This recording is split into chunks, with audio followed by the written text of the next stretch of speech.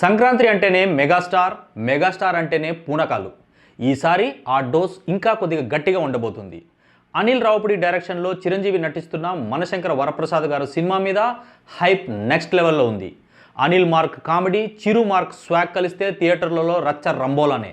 ఇప్పటికే షూటింగ్ పూర్తి చేసుకున్న ఈ సినిమా రిలీజ్కు కౌంట్ డౌన్ స్టార్ట్ అయ్యింది. ఫ్యాన్స్ ఆకలి తీర్చడానికి మేకర్స్ ఒక క్రేజీ అప్డేట్ వదిలారు. సినిమా రిలీజ్కు ఇంకా జస్ట్ 25 రోజులే ఉంది. ఈ అకేషన్లో టీం ఒక స్పెషల్ బిహైండ్ ద స్క్రీన్స్ వీడియోను డ్రాప్ చేసింది.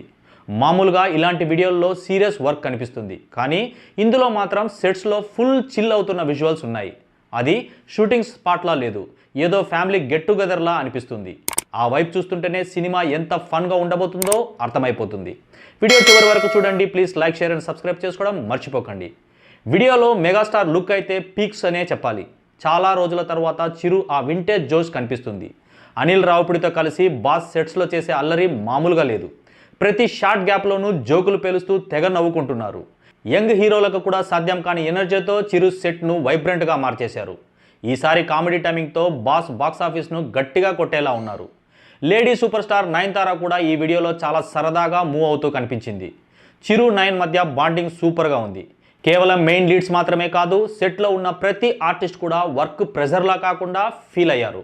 డైరెక్టర్ అనిల్ రావుపుడి సీన్ను ఎక్స్ప్రెస్ చేస్తుంటే పకపకా నవ్వుతున్న యాక్టర్స్ను చూస్తుంటే అవుట్పుట్ వేరే లెవెల్లో వచ్చిందని క్లియర్గా తెలుస్తుంది.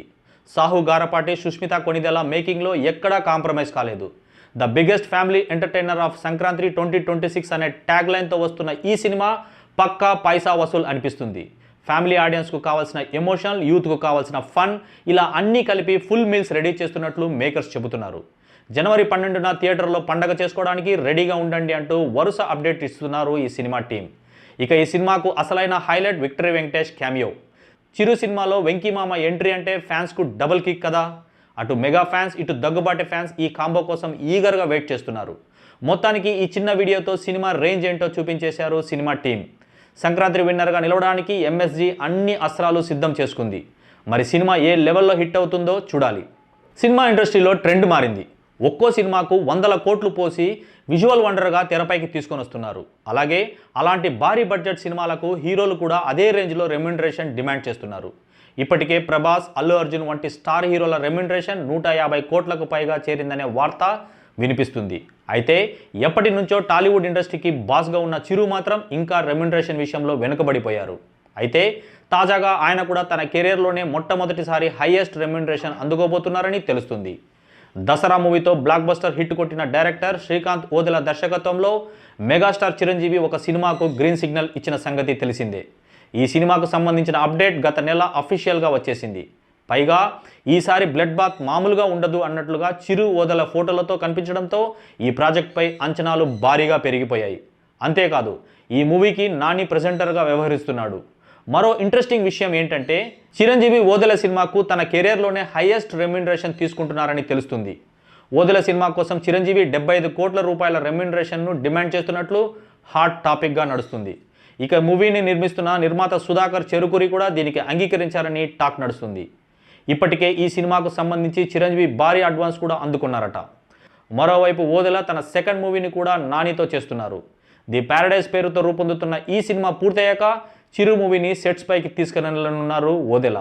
అయితే ఈ రెండు సినిమాలు కూడా ఒకే జానర్లో రూపొందుతున్నాయి. ఇక 2026లో చిరు ఓదెల మూవీ షూటింగ్ మొదలు కాబోతుంది. అయితే దీనికంటే ముందే చిరు అనిల్ రావుపుడి డైరెక్షన్లో వస్తున్న ఎంఎస్జీ ముందు రిలీజ్ అవబోతుంది. టాలీవుడ్లో ఇంత భారీ మొత్తంలో పారితోషికం అందుకుంటున్న వెటరన్ స్టార్స్లో చిరు ఫస్ట్ ప్లేస్లో ఉన్నారు. కానీ యంగ్ హీరోలు మాత్రం ఎప్పుడో అందకు రెండింతల రెమ్యునరేషన్ను తమ ఖాతాలో వేసుకుంటున్నారు.